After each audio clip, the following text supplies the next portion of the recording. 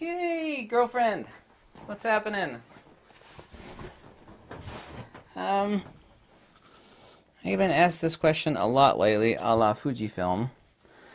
Felicities on Fujifilm. The lenses, obviously the new 8 to 16 millimeter is going to be $2,000 US. The 200 millimeter f2 is $6,000, but that comes with a 1.4 teleconverter.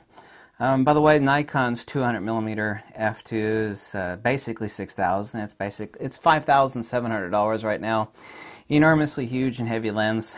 Specifically, the reason why Fujifilm is making that is because the 300 millimeter 2.8 is a portrait lens. It actually has, of course, a lot of uses for sports action. Wildlife, it's a little too damn short for wildlife. Let's be honest, for God's sakes.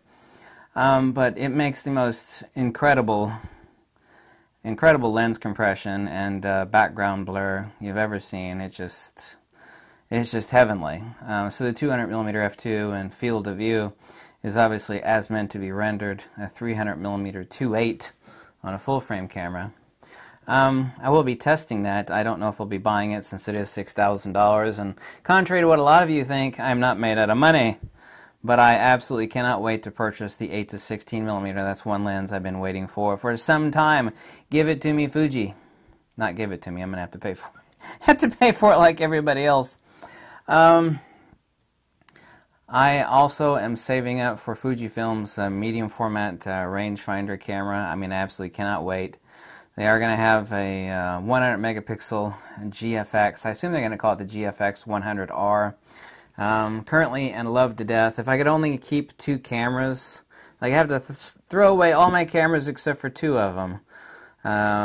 The two that I would keep, it's debatable on the other one. It'd be a D850 or XT2, but definitely one of them would be the GFX. I have all the lenses for it. I'm so happy with the Fujifilm, and I'm the guy that hates everything. I mean, like I said, I'm not a shill or a puppet for any company, and I have no affiliate links to B&H or Adorama. None whatsoever, unlike everybody else. Fixing cameras for ages. Tested more cameras than the top 30 YouTube photography channels combined, period. Even the people that hate me take my lens recommendations, and humorously enough, I'll actually look at some of the photography channels just to see what people are talking about, not about me. I'll run across, well, I hate that guy, but by guy, when he recommends a lens, I buy it, and I'm really so very happy. I'm almost done and about to post. Due to my water heater basically exploding, nasty sunburn, locusts, red tide, plague of locusts. I've been delayed by a week, but I've actually had so much fun. This is going to be my new vlogging camera. It's the Fujifilm XT100, which also the screen flips around this way completely. And I'm going to keep permanently glued on here, not literally glued, the 18 to 135. I have a couple of these lenses. This lens is going to stay permanently glued on this camera, and this is going to be my, what do you call it, walkabout camera, my roustabout camera. In other words, it goes everywhere with me. I'll do the full review on it on Thursday. I've actually been incredibly impressed. The actual touchscreen functionality is extremely fast. The only thing that's actually slightly slow on the XT100 is the autofocus relative to the XH1 or the XT2. But I mean, those are $2,000, $1,600 cameras respectively, so you didn't expect it to have enormously fast autofocus processing. However, it does have a bare sensor. I'm actually incredibly, and I really do mean this. This is not the review of this camera. I've actually been incredibly impressed with this camera. I've really been impressed with it. I sold off one of my XT1s, and people are saying, why don't you test and do the review on the XT100 Fujifilm, and I'll have that review out Thursday or Friday of this week. The questions that I keep getting asked are, right now the XT2 is basically $500 off in the United States, so it's basically $1,000 for the camera, and that is a steal. But the question is, well, should I get that now, or should I wait for the XT3? Well, I can't give you the specifications on the XT3, but if you could wait till it's announced sometime in September around Photokina, which is insanely highly likely. If you can wait, I mean, do. I mean, I'm not about anybody spending money unnecessarily, but I mean, at $1,000, the XT2 is a steal. no matter what the XT3 comes out as, I mean, you could use the XT2 as a backup. I mean, $1,000 is really cheap on the XT2 for a brand new one. Basically $1,000, excuse me.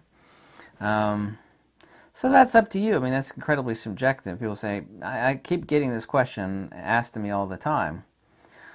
Now that the XT2 is so cheap, should I buy it now or should I wait for the XT3? And that is your subjective choice. The answer is yes to both. I mean, really, that's a tough call. But once it's announced, there is absolutely no denying the fact that it's still going to be several months down the road before they start shipping for purchase. So you'll know about it, but you're still going to have to wait several months. You're not going to get one until, at the earliest, a little bit later this year, obviously so.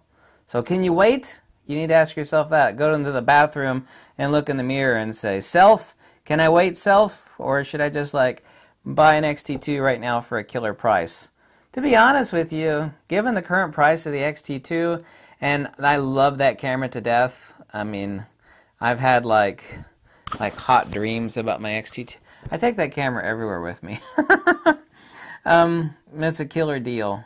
Fujifilm, and I do have to say this, and I mean this sincerely, and I owned Leica film cameras back in the day, big brass-bodied Leica film cameras. Okay, so that's an exception. I'm talking about Leica Digital.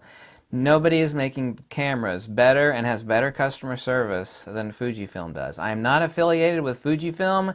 They don't, other than a couple of free t-shirts and some stickers and some little rubber squeezy deals that are USB things to give away to people, they don't give me anything. You can't buy my recommendations, for a few t-shirts. Absolutely not. I don't shill for anybody, and I have no affiliate links to anybody. Look into my eye. If I'm lying, I'm dying. Fujifilm's making the best cameras currently. Best customer service, best firmware updates. Period. Flat out. My God, like I said, if I could only have 2 cameras and I had to throw the rest of them away, under threat of life, one of the cameras would be the GFX. I have so much Nikon lenses and so many Nikon cameras. I mean, I really must say this. It's like if I really had to make a choice, it's like 2 cameras I could be totally happy with, for the next foreseeable future. It's that one of them has to be the GFX and its lenses, and I have all the lenses. And the other one would really be my XH1 right here. It's like if I could only have 2, I mean, that would do everything. Oh, there's no full frame options in there. Well, who needs full frame when you have medium format? Hello, McFly, hello. It's like, yeah, but the GFX is not fast. Well, no medium format is fast. No medium format is fast. And medium format is not for sports action wildlife, girlfriend. Okay, don't care if it's fast. When you're using medium format, your subjects are still, or the people are paying you a lot of money to wield correctly and toss some serious light in their eyes and their face. And you go, stay right there. You move over there. They're under your control. It's like they're paying you the money. They know you know how to use the equipment and how to drop the lighting. Who gives a damn if medium format is slow? All medium format is slow. I don't ever want to hear that from anybody. Even back in the days of photography school, medium format is slow. Fujifilm, however, is faster than the other guys, so and it's only going to get faster. My God, I love my GFX Fujifilm. I'm glad because I wasn't using the XT1 anymore, and I have two XT2 Fujifilm cameras. One is my slap around beat up. I've taken that camera everywhere. I'm so glad I got rid of the one XT1, and this is going to be my new vlogging camera. I love the fact that the LCD. I just do this number. Flip it out like this, turn it on, hello, just like this. I got the Rode. This is actually, and it's made in Australia. Can you believe that? What is made in Australia? It's kind of like what's good stuff made in the United States. It's like, oh, not really anything anymore. This is the Rode Micro.